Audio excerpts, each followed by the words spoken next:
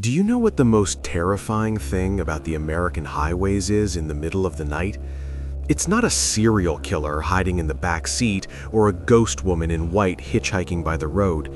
The most terrifying thing is the empty space. Thousands of miles of asphalt where not a single witness exists if something happens to you. In Nebraska, if you scream in the middle of a cornfield at 3 a.m., your voice won't bounce off of anything. It just vanishes into the wind, and no one will ever know you were there. That night, I learned one important thing. There's a reason some places are left to rot and remain abandoned. There's a reason your instinct screams at you not to stop, even when your eyes are heavy and your gas is almost gone. Because in certain places, time does not move forward, it loops. And at the center of that loop, there's a payphone waiting for someone to pick up. My name is Caleb. It was late October. The air had started to bite, carrying the scent of dry leaves and a cold dampness. My girlfriend, Cassie, and I were moving from Chicago to Denver. Our SUV, an old car that groaned every time it was pushed, was crammed with cardboard boxes containing the remnants of our entire lives. We had been on the road for nearly 10 hours. Our relationship wasn't in the best shape. Moving was our last-ditch effort to fix the cracks that had been forming for a year. All through Iowa, we did nothing but argue over small things. Who forgot the storage keys? Why I didn't hire a bigger moving truck? Until finally, we grew exhausted and chose silence. The silence inside the car was far more suffocating than the sound of the engine. Cassie finally fell asleep about an hour after we crossed the Nebraska border. Her head rested against the cold window glass, her breath fogging the surface. I felt alone, truly alone. The radio started to die as we entered more remote territory. The music was replaced by static, a sharp hissing sound that, if you listened long enough, sounded like thousands of human voices whispering from the bottom of a well. I tried turning the frequency knob, searching for a local station, a weather report, anything. But all I got was a silence, broken by that ear-piercing hiss. It was just me, the yellow glow of the dashboard, and the headlights cutting through the darkness. To the left and right of the road, cornfields stood tall like rows of dead soldiers. Their dry stalks swayed in the wind as if they were waving at me, or perhaps giving me a warning to turn back. Then I saw the sign emerge from the darkness, caught in the headlights for a split second. Rest area, 2 miles. The gas gauge was in the red. The needle had hit the very bottom. My eyes felt like they were being poked with needles from lack of sleep.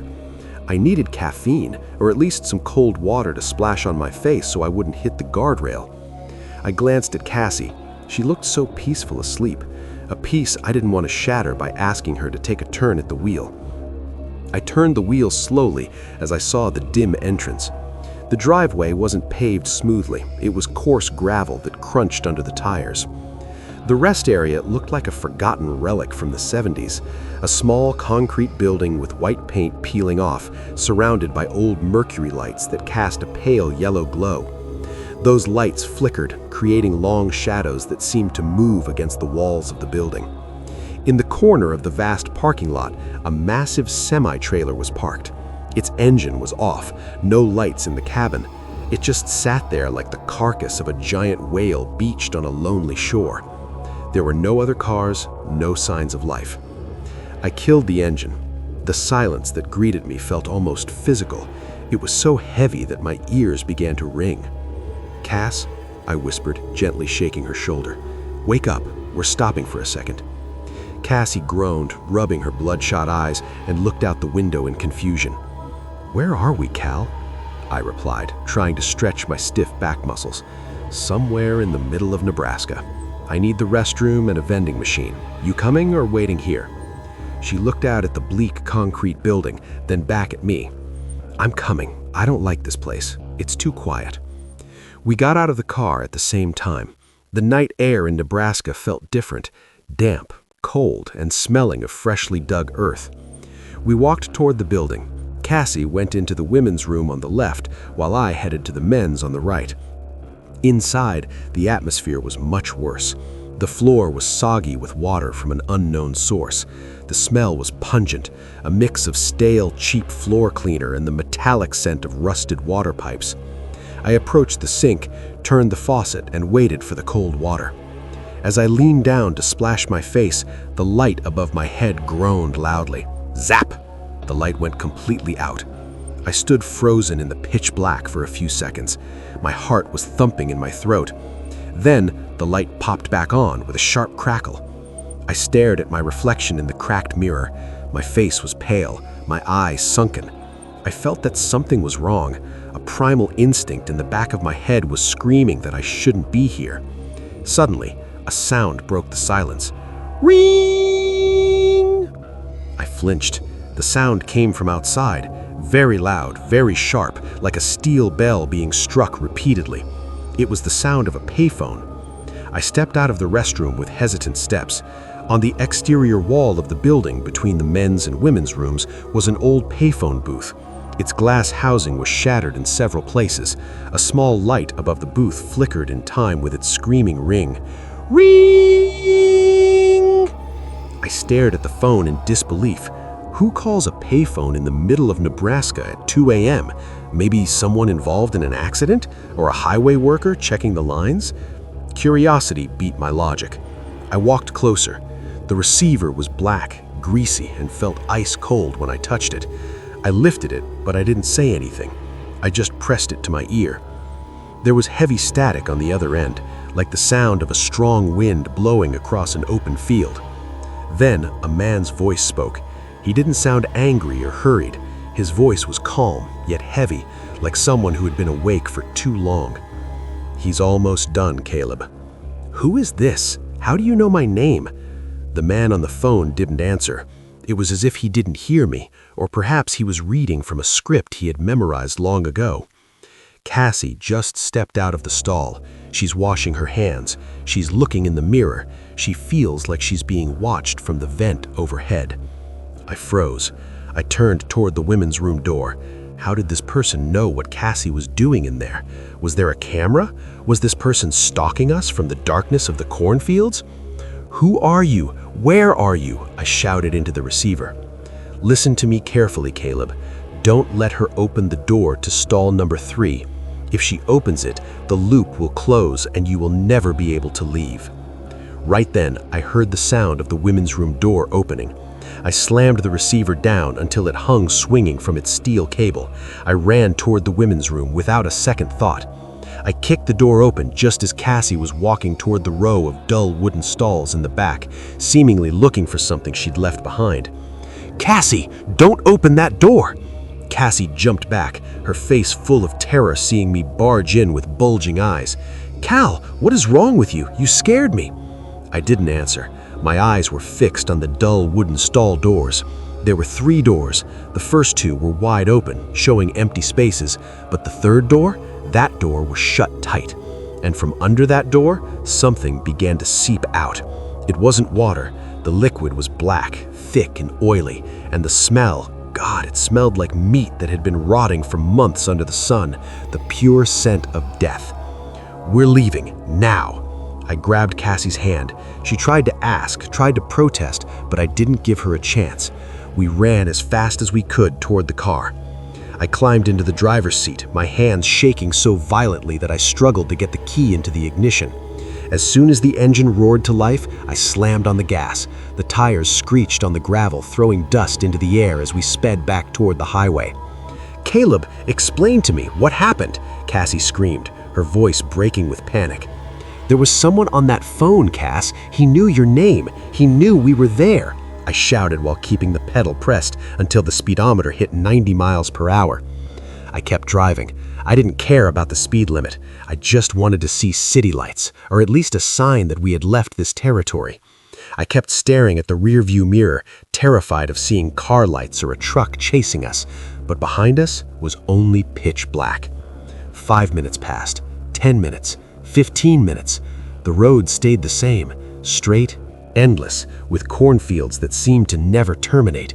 My breathing began to return to normal, yet my heart was still pounding. Look, Cassie said, pointing ahead. There's a light up ahead. Thank God, maybe it's a gas station. I saw a pale yellow light flickering in the distance. I felt a moment of relief, but as we got closer, that relief turned into an overwhelming sense of nausea. A flickering mercury light, a small concrete building with a slanted roof, and in the corner of the vast parking lot, a massive, dark, silent semi-trailer. I slammed on the brakes so hard our car spun slightly before stopping right in front of the same entrance we had just left 15 minutes ago. I stared at the car's dashboard. The digital clock that usually showed the time was now just flickering at 2 a.m., not moving, and our gas? The needle was below the red line, as if we had been driving for hours without going anywhere. "Caleb," Cassie's voice trembled violently. "Why are we back here?" I had no answer. I could only stare at the building where the payphone I had just thrown down was now hanging neatly in its place. That ringing wouldn't stop. It sliced through the Nebraska night like a blade scraping against glass. Ring. Every toll felt like a pulse in my temple. We were still sitting in the car, frozen in front of the same concrete building. I had just driven for 15 minutes at full speed, yet the asphalt seemed to have folded in on itself and spat us back at zero. "Caleb, don't get out," Cassie whispered. Her hand gripped my arm so hard her nails dug through my jacket. "Don't pick up that phone. Let's try to turn around. Let's go the opposite way." "We're out of gas, Cass," I said, my voice barely audible. I pointed to the dashboard. The needle was dead, fallen far beyond the red line. This car wasn't going to take us more than another 100 yards. I took a long breath, trying to gather the remnants of my sanity. "We need help. That truck driver, he has to be in there. No one leaves a rig that size empty." We stepped out of the car with shaky legs. The air felt heavier now, as if the oxygen had been replaced by dust and despair. We didn't walk toward the phone. Instead, we headed for the massive semi-trailer parked in the dark corner. "Hello?" I yelled, my voice breaking in the wind. "Is anyone in there?" No answer. I climbed the step of the truck door and pulled the handle. The door creaked open with a metallic groan, as if it hadn't been opened in decades. A gust of stale air rushed out from the cabin, the smell of must, thick dust, and something sweet yet sickening. The cabin was empty, no driver, but on the cracked leather driver's seat sat a brown leather wallet. With trembling hands, I picked it up. I opened it, hoping to find an ID or a phone number. My heart nearly stopped at the sight of the card inside. A driver's license. There was a photo of a man who looked utterly exhausted, with deep lines on his forehead and heavy bags under his eyes. But I recognized that face. It was my face. The name was clear, Caleb Vance. The address was our old house in Chicago. But something was wrong. The birth date was correct, but the license listed the issue year as 1994. "Cal, what is it?" Cassie stood below the truck door, her face swallowed by shadow. "This makes no sense," I muttered. I threw the wallet back as if it had just burned my hand. I jumped down and pulled Cassie away from the truck. "Caleb, look at that." Cassie pointed toward the brush behind the rest area building. There, under the flickering yellow light, was a large mound covered with dry branches and thick dust. I stepped closer and cleared the brush. It was a car, the exact same SUV we were driving. The paint had faded, the tires had merged with the dirt, and the shattered glass left gaping black holes. I peered inside through the broken window. In the back seat were cardboard boxes. One was open, revealing a picture frame. I picked it up and wiped the dust off the glass. It was a photo of the two of us, Cassie and me, taken just last week during our farewell celebration in Chicago. But in the photo, our smiles were buried under layers of mold and water stains, looking decades old. "We're dead, aren't we?" Cassie's voice was flat, resigned. "We crashed back on the road, and this is hell?" "No," I said firmly, though I wasn't sure myself. "We aren't dead, we're just stuck." Ring. The phone rang again. This time, the sound felt more urgent, as if the place was losing patience with us. I walked toward the phone booth, I didn't hesitate anymore. I picked up the receiver and pressed it to my ear. This time, there was no static. It was perfectly clear. "Hello?" I said. "You've seen it now, haven't you?" The voice on the other end answered. It was my own voice, but it sounded much older, broken, and filled with deep regret. "What is happening to us? Why can't we leave?" "This place is a crack, Caleb, a dead zone. It's not on the maps, and it doesn't follow the rules of time you understand.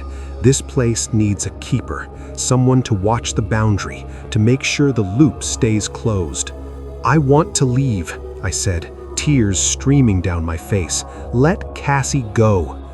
The voice on the phone fell silent for a moment. "Only one can pass. That is the rule. One must stay to tend the phone to give warning to those who come next. If you try to leave together, you'll just keep coming back here until you rot in that car like the other versions of yourselves." I looked at Cassie. She stood a few feet away, looking so small and fragile under the vast black Nebraska sky. She was the only thing that mattered in my messy life. "How do I let her go?" I asked hoarsely. "Give her your car keys. Tell her to keep driving and never look in the rearview mirror. Once she passes the boundary marker, the road will open for her. But you must go inside, to the third stall in that restroom. You must accept your task." I dropped the receiver. I walked over to Cassie. I took the spare key from my pocket and held her hand. "Cass, listen to me carefully," I said, cupping her face. "The car is going to start one more time. I want you to get in, hit the gas as hard as you can, and never stop. Don't look back no matter what you hear. Do you understand?" "No, Caleb, I'm not going without you," she sobbed, hitting my chest. "It's the only way, Cass. I'll catch up, I promise." I lied. It was the most painful lie I had ever told. "I just need to take care of something inside the building. Go now. Do it for me." I kissed her one last time, a kiss that felt like an eternal goodbye. I pushed her into the car. Miraculously, as she turned the key, our dead SUV roared to life with incredible power. "Go, Cassie, go!" I screamed. The tires screeched, leaving smoke on the asphalt. I stood there, watching her taillights grow smaller in the distance. I held my breath. 1 minute, 2 minutes. The lights didn't come back. She had passed the limit. She was free. A sense of overwhelming relief mixed with crushing sorrow hit me. I was truly alone now. I walked slowly toward the concrete building. I entered the men's restroom, past the rusted sink, and stood before the stalls. The door to stall number 3, which had been shut, now slowly creaked open on its own. The black liquid I had seen earlier was gone, leaving a small room that looked like an endless hallway inside. I stepped in. As soon as I passed the threshold, the temperature shifted. There was no more rot, only the smell of old paper and loneliness. I found myself in a small room behind the restroom wall, an ancient control room with black and white monitors showing every corner of the rest area. On the desk was a thick ledger with thousands of names crossed out, and in the corner a silver telephone connected directly to the booth outside. I sat in the hard wooden chair. I looked at the monitors. A few moments later, I heard the sound of an engine. An old SUV pulled into the parking lot. It was crammed with cardboard boxes. I saw a young man I knew all too well step out of the driver's seat. He looked exhausted, his eyes red, and he looked confused. Beside him, a beautiful woman was fast asleep. My heart broke seeing Cassie's young, hopeful face on that screen. I took a deep breath. I knew my first task. I picked up the receiver in front of me. I pressed a single button. Outside, under the flickering mercury light, the payphone began to ring. Ring. I watched my younger self walk toward it with foolish curiosity. He picked up the receiver. I brought the microphone to my lips, my voice sounding like sandpaper, old and heavy. "He's almost done, Caleb. Don't let her open the door to stall number 3. On the monitor, I watched my younger self freeze in terror, and in the chair of this dark room, I began to cry. realizing that in this place, dawn would never come. There was only me, this phone, and thousands of versions of myself that would keep arriving forever.